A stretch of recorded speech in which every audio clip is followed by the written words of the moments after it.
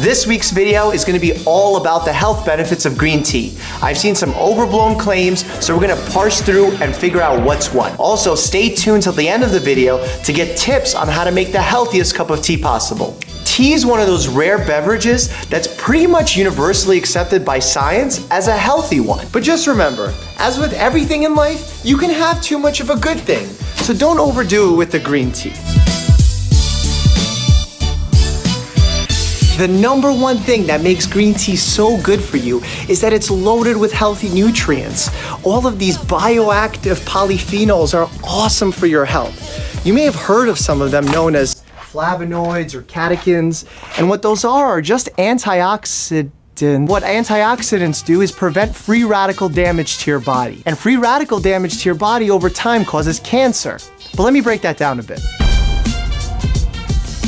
I know all of you have faucets at home, whether it's in your bathroom or in your kitchen. Some of those faucets have rust on them. The rust is a direct result of that free radical damage we always talk about.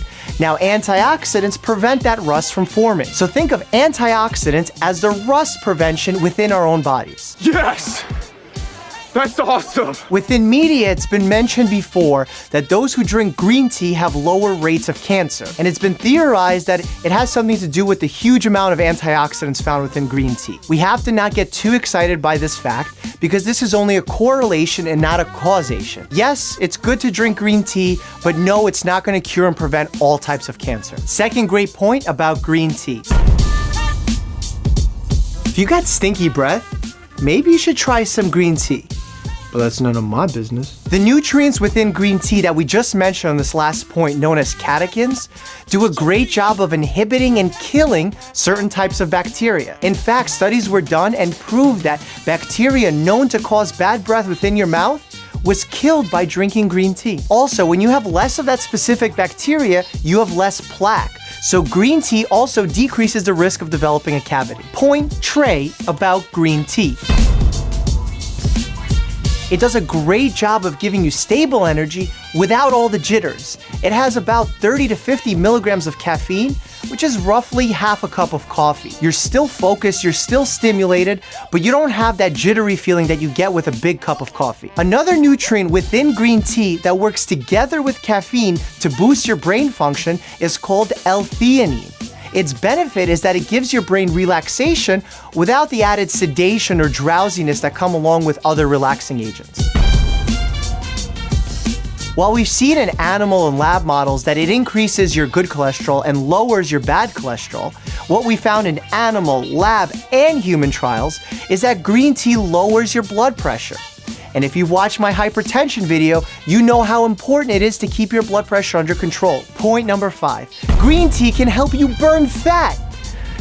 Well, maybe. This is more of an individual case-by-case basis thing because not all studies agree on this. But there is a promise of increased metabolism and fat oxidation, essentially fat burning. Some of the lab models have shown a decrease in new blood vessel formation within your fat stores, meaning that it literally takes away the vital nutrition for your fat and makes it die, kicking that fat's butt. Point number 6.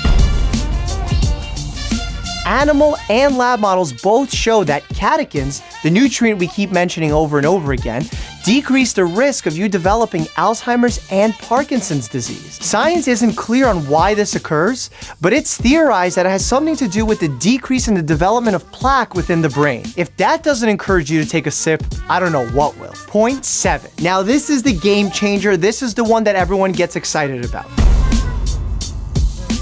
Green tea may increase your lifespan. There's been a ton of research done on this. Some studies even have 40,000 participants that show those who drink 3 to 5 cups of tea a day have an increased lifespan, have a decreased all-cause mortality, that means dying from anything, have decreases in heart disease, decreases in strokes.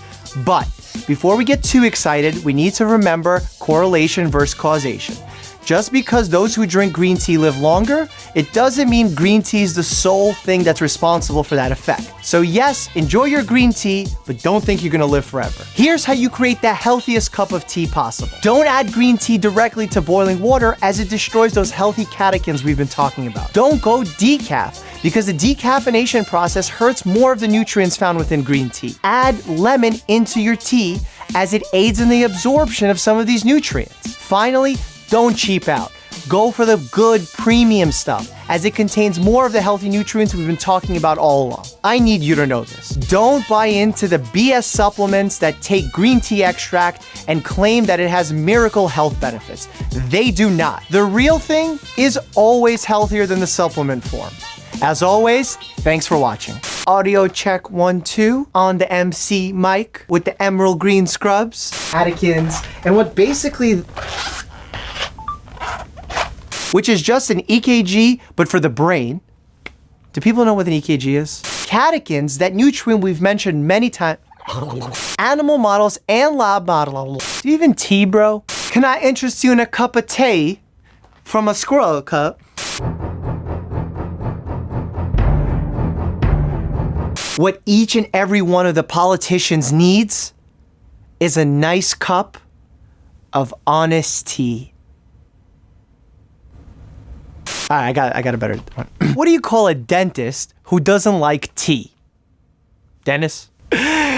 Was that good? Kids, don't try this at home. Do you get it?